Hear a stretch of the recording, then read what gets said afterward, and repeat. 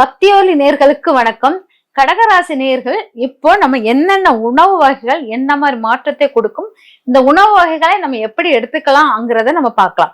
இப்ப கடகராசிக்காரர்கள் பாத்தீங்கன்னா ரொம்ப பேசுவதெல்லாம் ரொம்ப பொறுப்பான பேச்சுக்கள். நம்ம இப்படிதான் நடந்துக்கணும், இப்படிதான் செய்யணும் அப்படின்னு சொல்லிட்டு குடும்பத்தை கவனிப்பதும் தன் பொறுப்பை நிலைநாட்டுவார்கள் அப்படிங்கிறதையும் எடுத்துக்கலாம். அதனால கடகராசிக்காரர்கள் ரொம்ப அற்புதமான ஒரு விஷயம் என்னன்னா, உணவு வகைகளில் எந்த உணவு எடுத்துக்கலாம் அப்படின்னு பாத்தீங்கன்னா, இவங்க உணவு வெளியில் நல்ல சூரிய ஒளி படக்கூடிய உணவுகளை எடுப்பது ரொம்ப சிறப்பாக இருக்கும். சூரிய ஒளி படக்கூடிய உணவுகள் அப்படின்னு பாத்தீங்கன்னா, பூசணிக்காய் சூரிய ஒளி தெரிகிற மாதிரி தான் இருக்கும். அதுவும் மண்ணை தொட்டு சூரிய ஒளி படுற மாதிரி இருக்கும். அதனால பூசணிக்காய் உணவை எடுப்பது சிறப்பாக இருக்கும் அப்படிங்கிறது. சூரிய ஒளியின் தாக்கம் அதிகமாக உள்ள உணவுகள் அப்படின்னா புரோட்டீன் உள்ள உணவு, சூரியகாந்தி விதையை எடுப்பது இவங்களுக்கு சிறந்த ஒரு மாற்றத்தை கொடுக்கும் அப்படிங்கறத எடுக்கலாம்.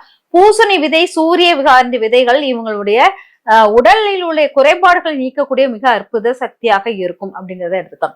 கடகராசிக்காரர்களுக்கு உணவுகளில் அசைவ உணவு சேர்க்கலாமா, அடுத்தது கேள்வி அதுதான் இருக்கும். அசைவ உணவு சேர்க்கலாம் அப்படிங்கிறது இருக்குது. ஏன்னா கடகராசிக்காரர்கள் அசைவ உணவு கண்டிப்பாக சேர்க்கக்கூடிய ரொம்ப இதானது. ஏன்னா கடகராசிக்காரர்கள் ஆசைகள் அதிகம் உள்ளவர்கள் அப்படிங்கிறத எடுத்துக்கலாம். அவங்களுக்கு அசைவ உணவு சாப்பிடும் போது நீரின் தன்மை அதிகமாக இருக்கிறது. அதனால இவங்களுக்கு அசைவ உணவு சாப்பிடும் போது அதனுடைய அந்த நீர்த்தன்மையை குறைக்கக்கூடிய அளவுக்கு அசைவ உணவு இருக்கும். அதனால அவங்க அசைவ உணவு அவங்க உடலுக்கு ஏற்றதாக இருக்கும் அப்படிங்கிறத எடுத்துக்கலாம். கடகராசிக்காரர்கள் கீரை வகைகளை கவனமாக எடுக்கணும். அதனால இவங்க பசுமாட்டுக்கு கீரை உணவுகளை தானமாக கொடுக்கணும் அப்படிங்கிறது முக்கியமான ஒன்றாக இருக்கும். அதே போல் பாத்தீங்கன்னா, இவங்க கீரை வகைகள் ஏன் பிரச்சனைகளை உருவாக்கும் அப்படின்னா பாத்தீங்கன்னா, இவங்க கீரை சாப்பிடும் போது கை கால் வலிகள் உருவாகக்கூடியதாக இருக்கும். த்ரோட் இன்ஃபெக்ஷன் ஏதாச்சும் ஏற்படும், மருத்துவ செலவுகள் ஏற்படக்கூடியதாக இருக்கும். அதனால இவங்க கீரைகளை உடைய தன்மை குறைவாக எடுக்கணும் அப்படிங்கிற மாதிரி இருக்கு. அப்ப கீரை எடுக்காம எப்படி இருக்கவே முடியாது. கீரை வந்துகிட்டே கீரையுடைய இது நம்ம அன்றாட வாழ்க்கையில் மிக முக்கியமானதாக இருக்குது. அப்ப நான் கீரையை எடுக்கணும்னா நான் எதனுடன் கீரை எடுக்கணும் அப்படின்னு பாத்தீங்கன்னா, இளநீர் குடிங்க. அவங்க கடகராசிக்காரர்கள் இளநீருடன் கீரையை எடுத்துக்கொள்வது மிக சிறப்பாக இருக்கும் அப்படிங்கறத எடுத்துக்கோங்க.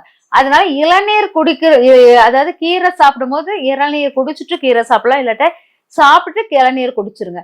இதை குடிக்கும் போது உங்களுக்கு இந்த த்ரோட் இன்ஃபெக்ஷன் அந்த மாதிரி உள்ள விஷயங்கள் உங்களுக்கு வராது அப்படிங்கிறது.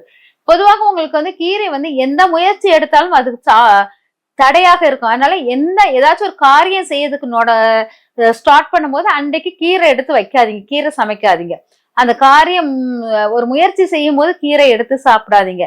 இந்த மாதிரி ஒரு முயற்சிக்கு முக்கிய துணையாக இருக்கிற அந்த கீரையை தடுத்துருங்க அப்படிங்கறது நான் இது கடகராசிக்காரர்களுக்கு சொல்றேன். ஏன்னா கடகராசிக்காரர்கள் கீரையை பொதுவாக அவங்க சாப்பிட முடியாத தன்மைகள் இருப்பதனால் இதை பசு மாட்டுக்கு கீரை வாங்கி கொடுத்தல் ரொம்ப நல்லது. அகஸ்தி கீரை அந்த மாதிரி கீரைகளை பசு மாட்டுக்கு கொடுப்பது சிறப்பாக இருக்கும். அதே சமயம் பாத்தீங்கன்னா, உங்களுடைய கீரை வகைகள் ரொம்ப நெகட்டிவா கொடுக்கணும்னா அயன் சக்தி வேண்டியது உங்களுக்கு ரொம்ப முக்கியமானது. அதனால கீரையில் பாத்தீங்கன்னா ஆடாதோடா அப்படி வல்லார கீரை அதெல்லாம் சூப்பா எடுத்து குடிங்க. அது கொஞ்சம் நல்லா உங்களுக்கு மாற்றத்தை கொடுக்கும். அதாவது கீரைகள் நம்ம சொல்றோம் அரைக்கீரை, சிறுகீரை அந்த மாதிரி கீரை எடுக்காமல் மருத்துவ குணமுள்ள மூலிகை கீரைகளை எடுப்பது சிறப்பாக இருக்கும். அதான் ஆடாதோடா இதெல்லாமே நம்ம எடுக்கும்போது உங்களுக்கு மாற்றங்கள் நிறைய கொடுக்கக்கூடியதாக இருக்கும். ஆனா கீரைகளில் மருத்துவ குணமுள்ள கீரைகளாக எடுப்பது சிறந்த பலனை கொடுக்கும். அதனால அது எடுக்கலாம். அதுக்கப்புறம் பாத்தீங்கன்னா, உங்களுடைய உணவு வகைகளில் பாத்தீங்கன்னா பப்பாயா நிறைய எடுங்க. பப்பாயாவுடைய தன்மையை எடுக்கும் போது பப்பாயா காய வைத்து உணவு உட்கொள்வது சிறப்பாக இருக்கும் அப்படிங்கிறது. நான் நான்வெஜ் எடுப்பது உங்களுக்கு சிறந்ததுதான் நான் சொல்லியிருக்கேன். ஆனா நான்வெஜ்ஜும் உங்களுக்கு எந்த நெகட்டிவ் கொடுக்காது. அதுவும் மீன் வகைகள் உங்களுக்கு நல்ல நல்ல மாற்றங்களை கொடுக்கும். அதனால மீன் வகைகளை சாப்பிடுவது சிறப்பாக இருக்கும் அப்படிங்கறத எடுத்துக்கலாம். மீன் வகைகள், நண்டு, மீன் இதெல்லாம் சாப்பிடுவது உங்களுக்கு நிறைய மாற்றத்தை கொடுக்கக்கூடியதாக இருக்கும். அதனால கடகராசிக்காரர்கள் ஒரு கூழ் எடுத்தீங்கன்னா அந்த கூழுடன் சேர்ந்து இதெல்லாம் சாப்பிடுவது சிறந்த நல்ல வளர்ச்சியை கொடுக்கக்கூடியதாக இருக்கும். பொதுவாக ஒரு விஷயம் வருமானம் பெருக்கணும்னா அதுல நான் நான்வெஜ்ஜை கலந்துக்கிறேன்னா அதுல நான்வெஜ்ஜை கலக்காதீங்க. ஒரு ஒரு பூமி பூஜை பண்றீங்க, இல்லாட்டா உங்க வீட்டுல வந்து ஏதாச்சும் ஒரு விசேஷ நாள், அந்த மாதிரி நாள்ல நான்வெஜ் எடுப்பாங்க இல்லையா, நான்வெஜ் சில வீட்டுல எடுப்பாங்களே, அந்த மாதிரி நாட்களே நான்வெஜ் எடுக்காதீங்க. ஒரு விருந்தாளிகள் வந்தாங்கன்னா அவங்களுக்கு நான்வெஜ் எடுத்து கொடுங்க. ஆனால் விசேஷ நாட்களில் நான்வெஜ் எடுக்க, விசேஷ நாள்னா நம்மளா உருவாக்கக்கூடிய நாள், இறைவனா நம்மளுக்கு கொடுக்கக்கூடிய விசேஷ நாட்களும் உண்டு, நம்மளா உருவாக்கக்கூடிய நாள். நம்மளா உருவாக்கக்கூடிய நாள் வந்து ஏஜ் அட்டன் பண்றது, திருமண நாள், பிறந்த நாள், இதெல்லாம் நம்மளால் உருவாக்கக்கூடிய நாட்களாக இருக்கக்கூடியது. இறைவனால் கொடுக்கப்பட்டது, இறைவனை நினைத்து வழிபாடு பண்றோம்ல, தீபாவளி, பொங்கல், அந்த மாதிரி இது இறைவனால் கொடுக்கப்பட்ட நாள். இந்த நாட்களுக்கு நீங்க அந்த பாரம்பரியப்படி உணவு வகைகளை சமைக்கலாம். ஆனால் நீங்களா உருவாக்கப்பட்ட திருவிழா நாட்களுக்கு வந்து நீங்க வந்து அசைவ உணவை சமைப்பதை தவிர்த்து விடுங்கள் அப்படிங்கிறது முக்கியமானது. அதனால கடகராசிக்காரர்கள் இந்த அசைவ உணவுகள் எப்ப எடுக்கலாங்கிறத பார்த்ததை விட எதை தவிர்க்க வேண்டும்ங்கிறது மிக முக்கியமான ஒன்றாக இருக்கும். நீங்க வந்து சப்பாத்திய உணவில் அடிக்கடி எடுத்துக்கொள்வது ரொம்ப சிறப்பாக இருக்கும். கோதுமை ரவை உப்புமா, கோதுமை தோசை, இதெல்லாம் நீங்க பயன்பாட்டில் வைப்பது சிறந்த ஒன்றாக இருக்கும் அப்படிங்கறத எடுத்துக்கோங்க. அதுக்கப்புறம் பாத்தீங்கன்னா இந்த கடகராசிக்காரர்கள் ஆயில், கொழுப்பு சார்ந்த பொருட்களை அதிகமா பயன்படுத்தக்கூடாது. முக்கியமானது கொழுப்பு சார்ந்தது பயன்படுத்தக்கூடாது. வெண்ணெய், அந்த மாதிரி ஆயில் ஐட்டம், வெண்ணெய் சேர்க்கக்கூடாது, நெய் அதிகமா சேர்க்கக்கூடாது, ஆயில் ஐட்டம்கள் நிறைய சேர்க்கக்கூடாது அப்படிங்கிறது மிக முக்கியமானது. அதனால அதெல்லாம் தவிர்த்து நல்ல உடல் ஆரோக்கியமான உணவு வகைகள் எடுத்துட்டு வரும்போது உங்களுக்கு வாழ்க்கையில் நிறைய மாற்றங்கள், உடலில் நிறைய மாற்றங்கள் ஏற்படும். சரி, இதெல்லாம் விட்டுட்டு நீங்க எந்த உணவை தானமாக கொடுக்கலாம் அப்படின்னு பாத்தீங்கன்னா, சக்கரை பொங்கல் செஞ்சு தானம் கொடுங்க. எல்லாருக்கும் சக்கரை பொங்கல் செஞ்சு தானம் கொடுங்க. நல்ல நெய் ஊத்தி செஞ்சு தானம் கொடுங்க. அதுக்கப்புறம் பாத்தீங்கன்னா, எந்த உணவை வந்து எந்த நாளில் எடுப்பது சிறப்பாக இருக்கும் அப்படின்னு பாத்தீங்கன்னா, மீன் வந்து கண்டிப்பாக நீங்க வந்து எடுக்கலாம். செவ்வாய்க்கிழமை தவிர மீது எல்லா நாளும் எடுப்பதுக்கு உகந்த நாள் தான். அதனால மீன் எந்த நாளும் நீங்க எடுத்து சாப்பிடலாம். அது ஏன்னா தண்ணீர் ராசிக்குள்ளவர்கள் மீனால் உங்களுக்கு உபத்திரம் வராது அப்படிங்கிறது முக்கியமானது. கடன் பிரச்சனைகளை வினிக்கக்கூடிய முக்கிய அம்சம் இந்த மீனுக்கு உண்டு உங்களுக்கு.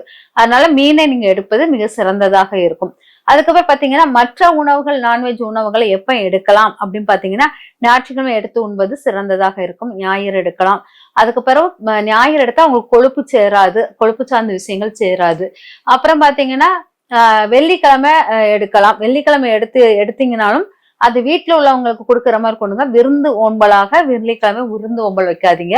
விருந்தோம்பல் வெள்ளிக்கிழமை நான்வெஜ் வைத்தீங்கன்னா உங்க வீட்டில் உள்ள பெண்களுக்குள் சண்டைகள் உருவாகும். அதனால வெள்ளிக்கிழமை நான்வெஜ் எடுக்காதீங்க. எடுத்து விருந்தோம்பல் பண்ணாதீங்க. மத்தவங்க உங்க வீட்டுல உள்ளவங்க மட்டும் சாப்பிடணும்னா சாப்பிட்டுக்கலாம். அதுக்கப்புறம் புதன்கிழமை எடுக்காதீங்க, நான்வெஜ் எடுக்காதீங்க. புதன்கிழமை அதுவே நான் சொல்லுவேன், வியாழக்கிழமையும் எடுப்பது வயிற்று கோளாறுகளை உருவாக்கக்கூடியதாக இருக்கும். ஆனா வியாழக்கிழமை தவிர்த்து விடுவது நல்லதாக இருக்கும். ஏற்கனவே நான் வந்து சனிக்கிழமை எடுக்கலாம், ஞாயிற்றுக்கிழமை எடுக்கலாம், மற்ற நாட்களில் எடுப்பதை தவிர்த்து கொள்ளுங்கள். வியாழக்கிழமையும் எடுக்க வேண்டாம்.